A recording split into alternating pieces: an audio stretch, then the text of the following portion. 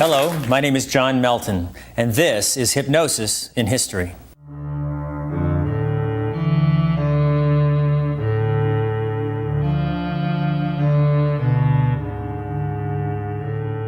To better understand the position of hypnosis in our world today and the possible paths of its future, it is useful to examine the history of the many ways that humans have used hypnotic states of consciousness to understand themselves and the world around them.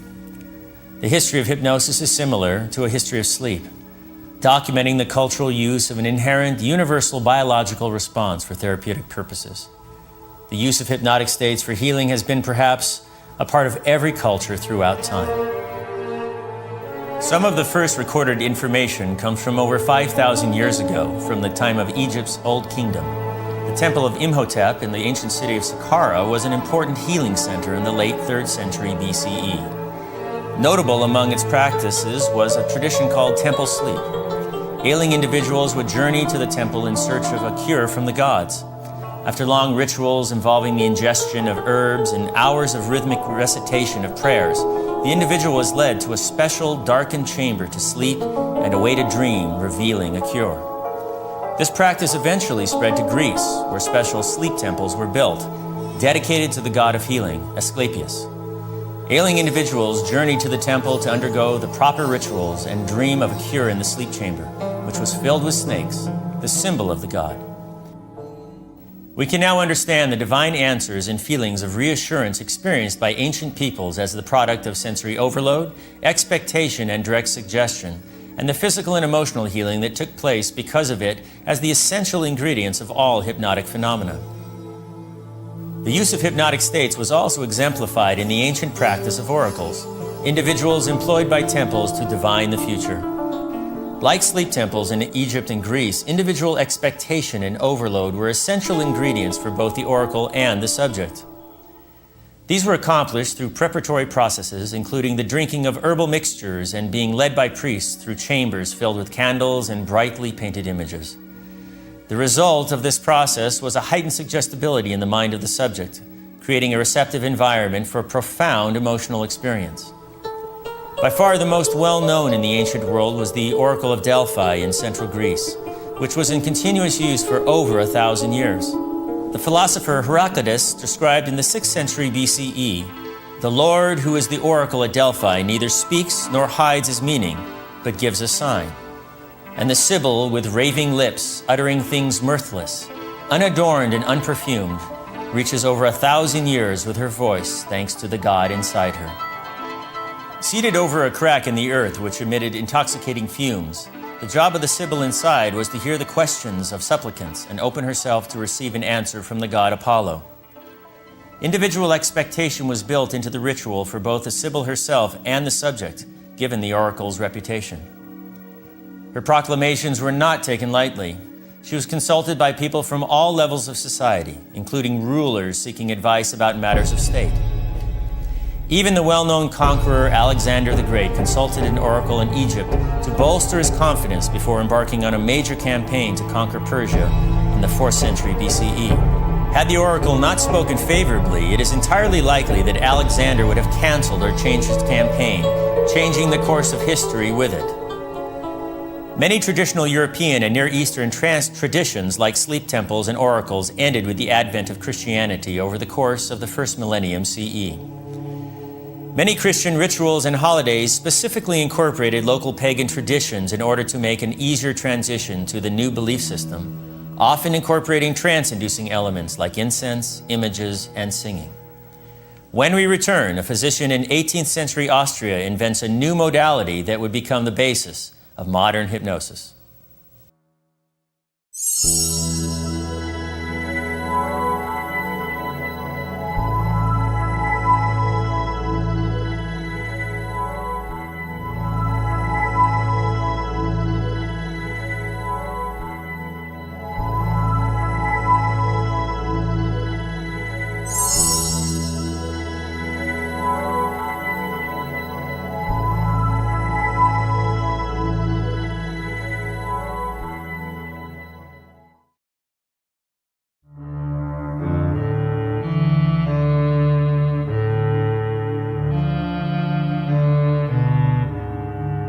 Hypnosis as we know it today had its origins in the unique medical practices of Dr. Franz Anton Mesmer, a physician who lived in Vienna, Austria during the mid-18th century.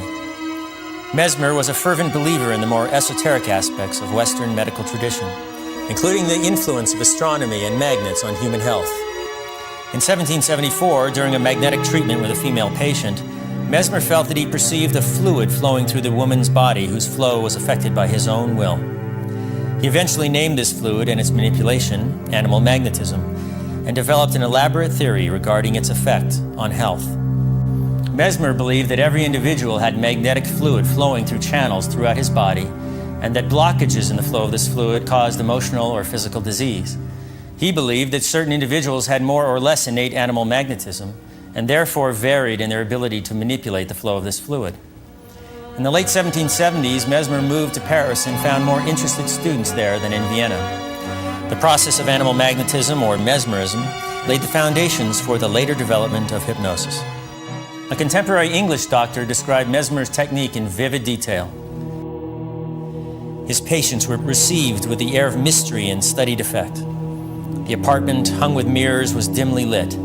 A profound silence was observed, broken only by strains of music which occasionally floated through the rooms. The patients were seated around a sort of vat which contained a heterogeneous mixture of chemical ingredients. With this and with each other, they were placed in relation by means of cords or jointed rods or by holding hands, and among them slowly and mysteriously moved Mesmer himself, affecting one by a touch, another by a look, a third by passes with his hand, a fourth by pointing with a rod. One person became hysterical, then another. One was seized with catalepsy, others with convulsions, some with palpitations of the heart, perspirations, and other bodily disturbances. The method was supposed to provoke in the sick person exactly the kind of action beneficial to his recovery. To the uninitiated, the scene was full of wonderment.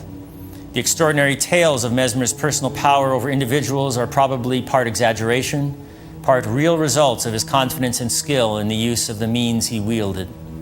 By the mid-1780s, Mesmer's dramatic practices had drawn the amazement and scrutiny of the citizens of Paris, including the King Louis XVI himself, who commissioned a panel of renowned scientists to examine animal magnetism as fact or fiction once and for all.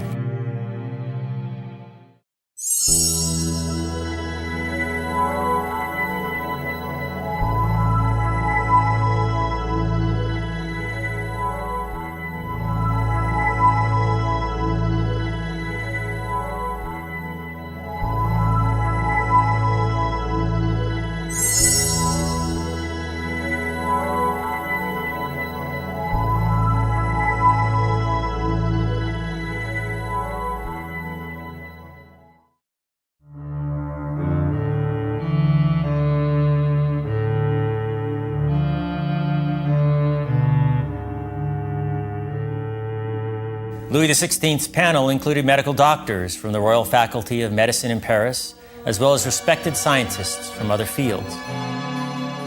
These included the chemist Antoine Lavoisier, discoverer of oxygen and hydrogen, Dr. Joseph Guillotin, co-founder of the Academy of Medicine in Paris, and the inventor of the guillotine, astronomer Jean Bailly, a senior member of the French Academy of Sciences, who studied the moons of Jupiter, and American scientist and ambassador to France, Benjamin Franklin. After months of investigation and observation, the commission determined that Mesmer had not discovered a real physical fluid, that the human body did not contain previously undiscovered channels, and that any effects of his treatments were due to solely the imagination of the subjects. His reputation ruined by the commission's findings, Mesmer returned to Vienna the following year, eventually returning to the countryside near his place of birth, living out the last 30 years of his life in near total obscurity. Though the idea of animal magnetism had been debunked within scientific circles, a number of individuals continued the practice into the 19th century, many making their own unique changes to the underlying theories and procedure, some performing it in stage mesmerism shows. Mesmerism took a turn towards something closer to modern hypnosis with one of Dr. Mesmer's followers, the Marquis de Puységur, a lower nobleman of the French aristocracy. The story of his session with a peasant named Victor is widely thought to be the first use of mesmerism to improve the mood or psychological state of a person. The story is described in detail by an English doctor of the time. He took occasion to mesmerize the daughter of his agent and another young person for the toothache, and in a few moments they declared themselves cured. This questionable success was sufficient to lead Monsieur de Puységur a few days later to try his hand on a young peasant of the name Victor, who was suffering with a severe flexion on his chest. What was Monsieur de Puységur's surprise when at the end of a few moments, Victor went off into a kind of tranquil sleep, without crisis or convulsion, and in that sleep began to gesticulate and talk and enter into his private affairs. Then he became sad, and Monsieur de Puységur tried mentally to inspire him with cheerful thoughts. He hummed a lively tune to himself inaudibly, and immediately Victor began to sing the air. Victor remained asleep for an hour and awoke composed, with his symptoms mitigated. While reflecting upon this episode, the Marquis noted a connection between some of Victor's reactions and sleepwalking, and became the first person to refer to this reaction as artificial somnambulism, a term which has carried with us to this day.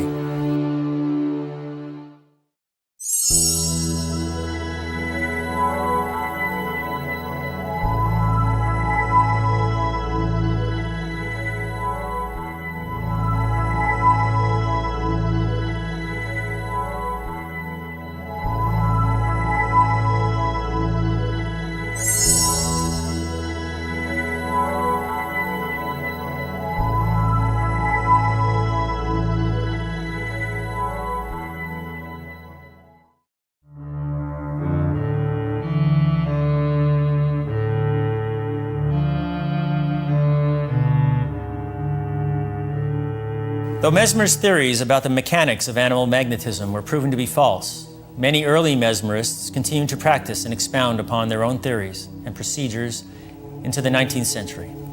One of these early practitioners was a man named Abbé Faria, who wrote a book on the subject in 1819 entitled On the Cause of Lucid Sleep. Abbé Faria was near the end of his life when he wrote this work, and the road which led him there reads like a novel, literally. He was the real-life basis of a character of the same name in the Alexandre Dumas classic, The Count of Monte Cristo. But the real-life Abbé Faria did not die in prison like in the novel, but eventually served out his prison sentence and moved to Paris, where he became fascinated with mesmerism. Born in Portuguese colony on the coast of India in 1746, he spent the majority of his life as a Catholic priest and a doctor of theology. In his 40s, he became involved in an attempted revolt in his native India and fled to France, which itself was in the throes of its own revolution. He befriended many notable revolutionaries during this time, which was suspicion enough for Napoleon Bonaparte to throw him into the infamous Château d'If prison for nearly 20 years. Based on his lengthy observations of mesmerism, once he was free, he wrote his influential book, which put forward the idea of mesmerism was a mental process of the subject. He called the state lucid sleep and explained it as the result of a combination of visual fixation and mental fatigue. Just a year later, another mesmerist, Etienne de Cuvier, published the first work to name the phenomenon hypnotism and call the practitioners hypnotists, based on the Greek word for sleep. The first recorded instance of using hypnosis for anesthesia in surgery was on April 12, 1829 in Paris. Dr. Jules Cloquet worked in conjunction with a local mesmerist by the name of Chaplin to perform surgery on a female patient with breast cancer. Herbert Mayo, an English surgeon, described the operation. She was prepared for the operation by Monsieur Chaplin, who on several successive days threw her into a trance by the ordinary mesmeric manipulations. She was then like an ordinary sleepwalker and would converse with indifference about the contemplated operation, the idea of which, when she was in her natural state, filled her with terror. During the whole of the operation, the patient in her trance exhibited not the slightest sign of suffering. Her expression of countenance did not change, nor was the voice, the breathing, or the pulse at all affected.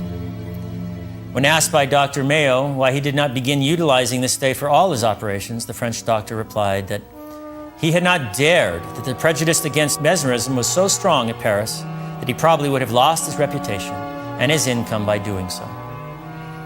The public distrust of mesmerism led to many such instances of hypnotists keeping their results quiet, without publication, which in turn contributed to the air of mystery surrounding the subject.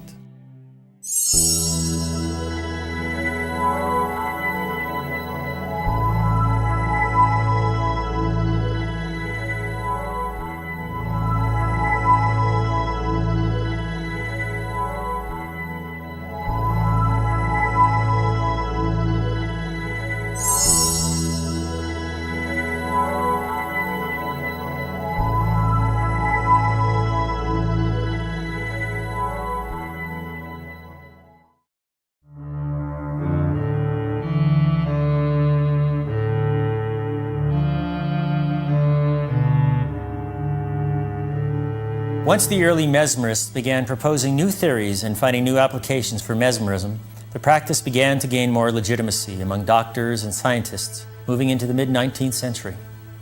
In 1841, a Scottish medical doctor, James Braid, went on to become one of the most important figures in the history of hypnosis after he observed his first mesmerist show at the age of 46. Born in rural Scotland, James Braid went on to study medicine at the University of Edinburgh and became a respected general surgeon in Manchester, England. Though he may have heard of mesmerism during his training or career, the first time he actually observed it was at a traveling show performed by a Swiss mesmerist, and the practice greatly intrigued him. After the show, he obtained permission to closely observe the man's subjects, and after months of intense observation, Dr. Braid had developed the core of his theory regarding the practice. Disliking the connotations of the term mesmerism, he adopted de Cuvier's term hypnotism and hypnotist, becoming the first to use these words in English. He explained in his first book that, "I have now entirely separated hypnotism from animal magnetism. I consider it to be merely a simple, speedy, and certain mode of throwing the nervous system into a new condition, which may be rendered eminently available in the cure of certain disorders. I trust, therefore, it may be investigated quite independently of any bias, either for or against the subject, as connected with mesmerism, and only by the facts which can be adduced. I feel quite confident we may have acquired, in this process, a valuable addition to our curative means, but I repudiate the idea of holding it up as a universal remedy, nor do I even pretend to understand as yet the whole range of diseases in which it may be useful." Dr. Braid's writings and experiments with hypnotism quickly made him the leading figure in hypnosis in the English-speaking world. His scientific approach and willingness to engage in debate gave hypnosis a new, respectable face compared to the mystery and controversy surrounding mesmerism. He clearly summarized his basic eye fascination induction in an 1843 book. "Take any bright object. I generally use my lancet case, between the thumb and the fore and middle fingers of the left hand. Hold it from about 8 to 15 inches from the eyes at such position above the forehead as may be necessary to produce the greatest possible strain upon the eyes and the eyelids, and enable the patient to maintain a steady fixed stare at the object. The pupils will be at first contracted. They will shortly begin to dilate, and after they have done so to a considerable extent, and have assumed a wavy motion, if the fore and middle fingers of the right hand are carried from the object towards the eyes, most probably the eyelids will close involuntarily with a vibratory motion." The renewed scientific interest in hypnosis prompted by James Braid not only led to new ways of thinking and talking about the practice, but to new studies and applications as well.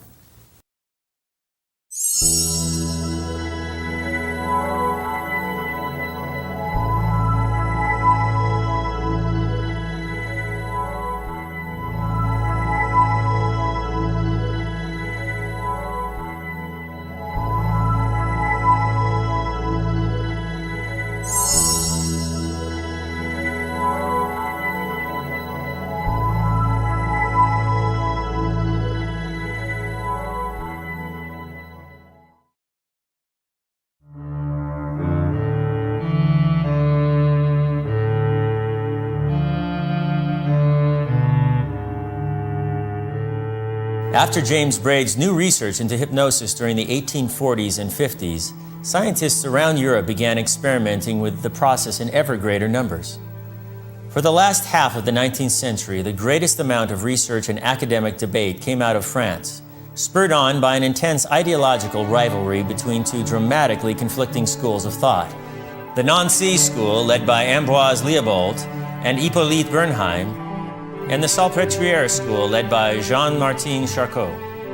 Not long after graduating from medical school and opening a small general practice in the French town of Nancy, Ambroise Leopold became acquainted with a student of James Braid and became fascinated with the concept of hypnotism.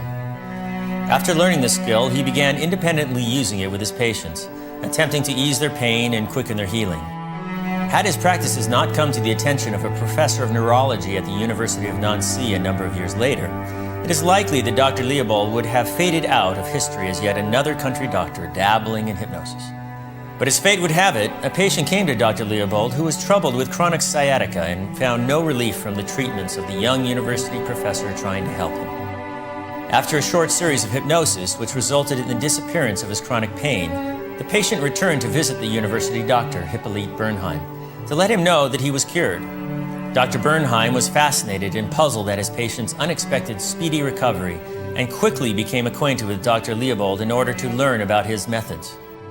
Though nearly 20 years apart in age and both possessing very different sets of skills and experiences, the two doctors became friends and professional colleagues, soon taking other interested doctors under their wing, teaching them hypnosis and experimenting with its possible uses. The Nancy School, as Leopold and Bernheim's organization came to be called, believed that hypnosis was a natural curative process that operated through the use of mental suggestion, a concept that they called suggestive therapeutics. Leopold pioneered the idea of using different hypnotic depths for different presenting issues, as well as the use of repetitive suggestions. Bernheim, on the other hand, became fascinated with confabulation and false memories, the ability of hypnotized patients to invent new memories or accept false suggested ones as fact, and provided some of the earliest research on the subject. In 1891, Bernheim related the story of a particular patient to whom he suggested an invented memory while in hypnosis. He told the patient that during the previous night, his sleep had been disturbed by a noisy neighbor who spent much of the night singing with the windows open. Upon awakening, and when asked by Dr. Bernheim about his sleep the night before, the patient recounted the invented memory and swore to its reality. Bernheim also felt that trying to understand hypnosis as a single phenomenon was restrictive and suggested that it was the result of numerous factors leading to a state of suggestion. Throughout the late 19th century, the work of the Nancy School was under intense opposition from a more highly regarded group academically, Charcot's Salpêtrière School in Paris.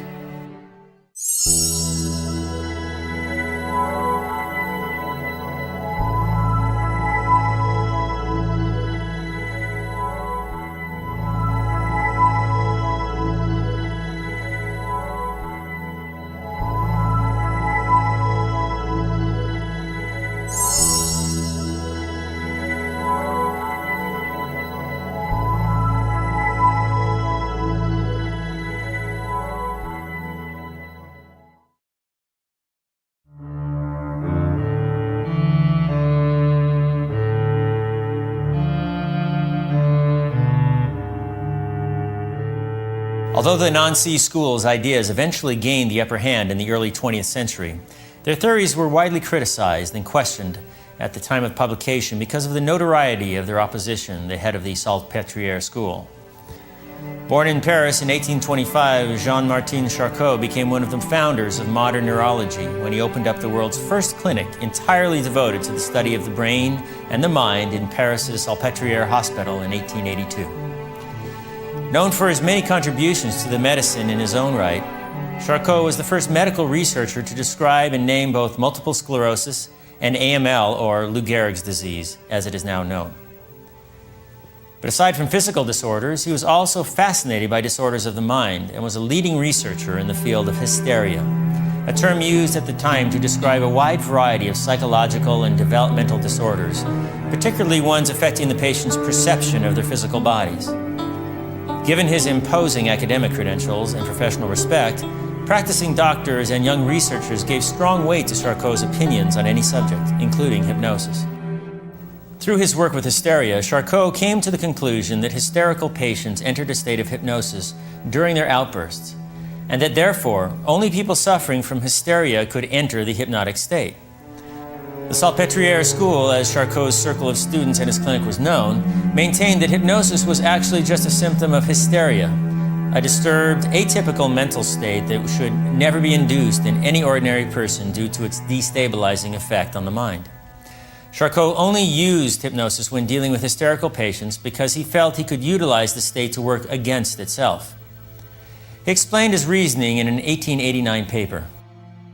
Not infrequently, we see hysterical symptoms manifest themselves at the first attempt of hypnosis, which may thus be the occasional cause of hysteria. One avoids this danger and consequently a heavy responsibility by operating, as I have ever done, only upon subjects that are manifestly hysterical. The Nancy School deplored these kinds of claims by Charcot as fear tactics, meant to quell opposing research, and the two schools waged academic warfare for the next 20 years in scholarly journals over these sorts of issues, tearing apart the ideas and character of the opposing side. Initially, the consensus of European scientists swung in the favor of the Salpêtrière school, primarily due to the reputation of its founder.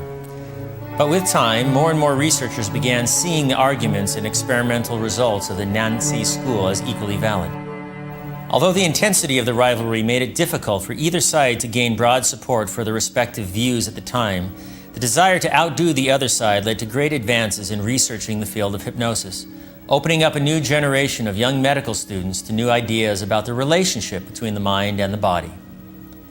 One of these young men was a German student by the name of Sigmund Freud, who observed the practices of both schools over the fall of 1885, changing the focus of his ambitions from neurology to psychology as a result, and changing the field of mental health forever.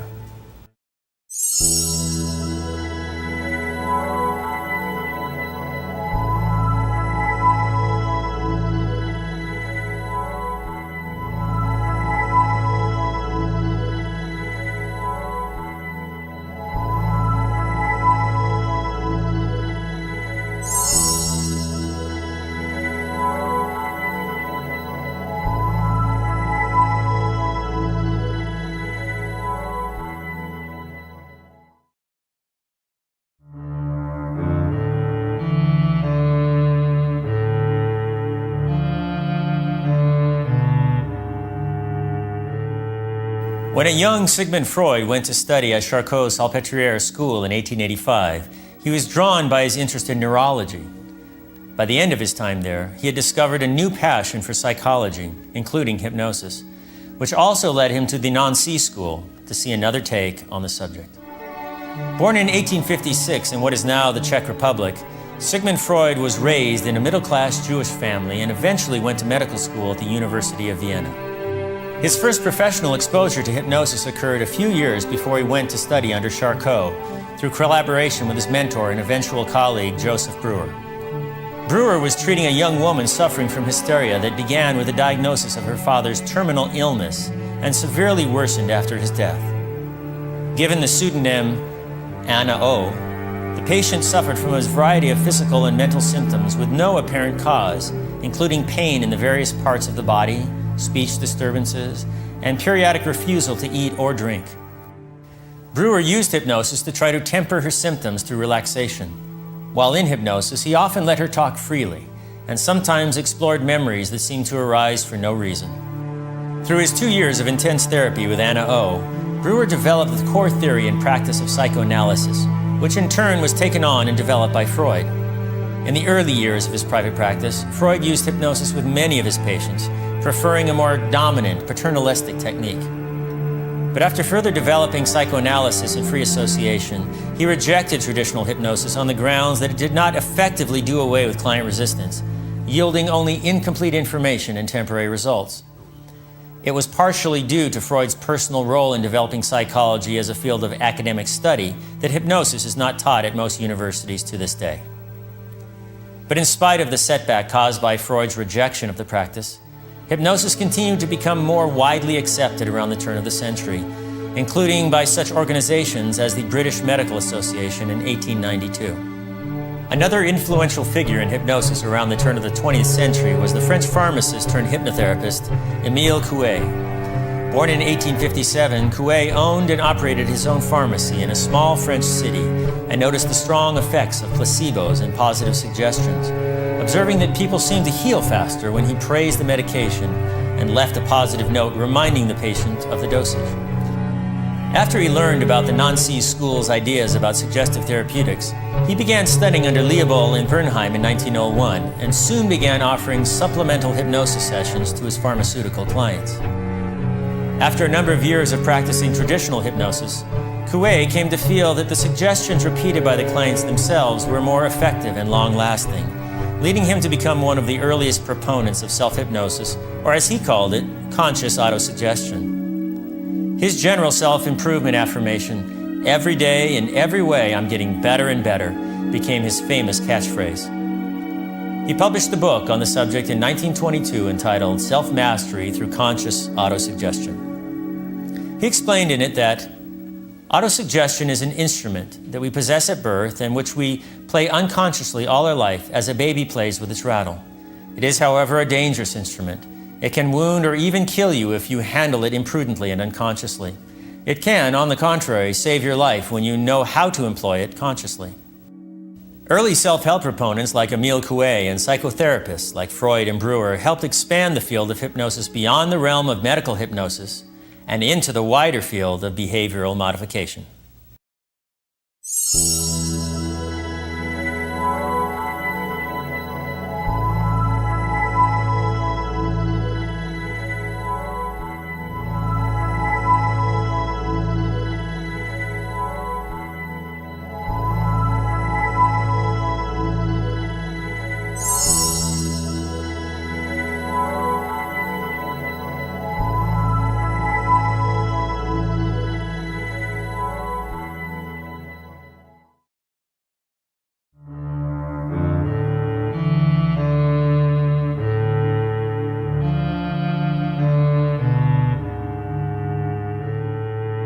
As hypnosis began to receive more respect and research over the late 19th century, researchers from other social sciences began to make detailed observations of hypnotic phenomena in exotic foreign cultures.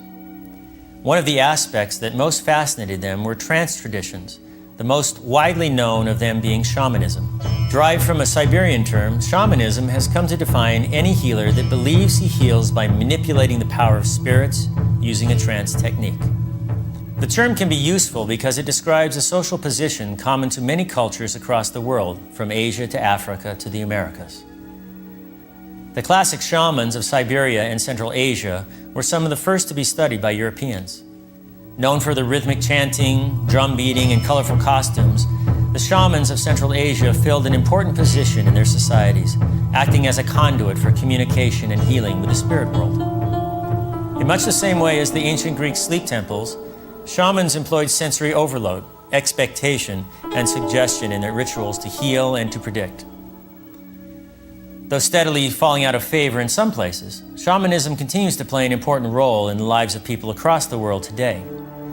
Islamic shamans in Afghanistan are becoming an increasingly rare sight, while South Korean shamans, known as mudangs, are prospering despite a modern lifestyle there, and African-based Vodun traditions continue to thrive across the Caribbean and South America. Around the same time that researchers were first traveling to other countries in the late 19th century to study unfamiliar cultures also began making themselves known right here in the United States. In 1889 and 1890, American settlers in the Great Plains were becoming alarmed at a popular new Native American trance movement, the ghost dance. Developed by a self-proclaimed Native American prophet, the ghost dance was a trance-inducing ritual adopted by many Native American tribes across the western and central United States as a backlash to Euro-American encroachment. Tribes practicing the hours-long ceremony of dancing, singing, and drumming believed that performing the ritual and concentrating on the central message of deliverance from European society would help bring about its destruction and a subsequent resurgence of Native American ways of life. Though a non-violent form of protest in practice, the United States military used bloodshed to end the movement at the infamous Wounded Knee Massacre. Had the settlers and military understood the nature of the movement as a coping mechanism for the Native Americans to adjust to a new, harder way of life, it is possible that bloodshed could have been avoided. In 1893, Swami Vivekananda presented the Indian tradition of yoga at the Chicago World's Fair, introducing the audiences to a technique that was hardly known outside of India at the time. Now a popular form of fitness and personal growth, yoga utilizes a hypnotic state brought about through deep breathing and mental and physical focus to calm the mind, relax the body, and to bring about spiritual growth. When we come back, hypnosis moves into the 20th century, finding new opportunities for growth and expansion.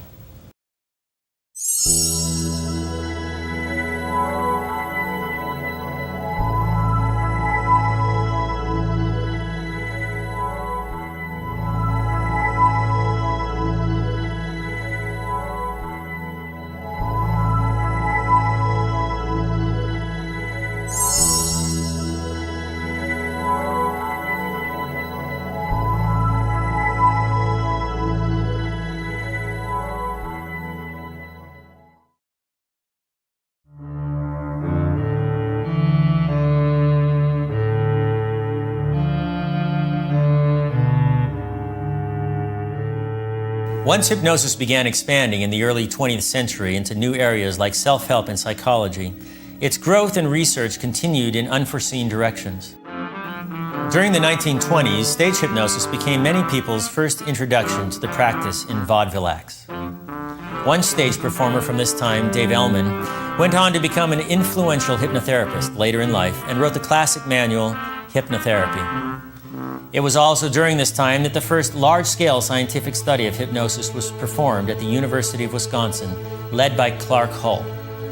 His 1933 book, based on the findings, Hypnosis and Suggestibility, used years of clinical data to help explain exactly what hypnosis is and what it can be useful for. He confirmed over 100 years of suspicion that hypnosis was a different state than normal sleep, and that it could not impart extraordinary physical or sensory capabilities, but that it did have a strong ability to reduce the perception of pain and alter memory. One of Hull's students, in particular, became fascinated with hypnosis after seeing a classroom demonstration and hearing about his professor's study. This eager young student was named Milton Erickson, and he went on to become one of the most well-known hypnotherapists of the 20th century. Stricken with polio as a youth, Erickson used a self-taught form of self-hypnosis to help overcome the lingering pain and stiffness caused by the disease throughout his life. Erickson's unique therapeutic style and techniques have become a popular genre in hypnosis today, though some aspects remain controversial, such as the use of covert hypnotic inductions and encouraging negative symptoms or relapse. During the Second World War, hypnotherapy was used for the first time in many American Army hospitals to treat a wide variety of psychological battle trauma, including anxiety, fears, phobia, and dissociation. The most common technique they used, abreaction, involved taking the client back to the traumatic episode and reliving it to vent it out. Though unpopular today, the technique was reported to have achieved good results with the wounded soldiers. Hypnosis as a whole became more widespread and generally accepted moving farther into the 20th century. The innovation and creativity of hypnotists of the past led step by step to the explosion of new ideas and schools of hypnosis, which appeared around the world in the second half of the 20th century. Moving into the 21st century, media coverage of hypnosis has moved steadily away from frightening Svengali imagery to a branch of mental health that can be a powerful tool to achieve personal goals. Abbe Faria or James Braid could not have dreamed of the applications of hypnosis used today, like quitting smoking, increasing self-confidence, pain management, or even as an alternative to chemical anesthesia and surgery. So concludes our hypnotic journey, leaving the next chapters of the story to be written by future generations of hypnotherapists. My name is John Melton, and thank you for joining us on Hypnosis in History.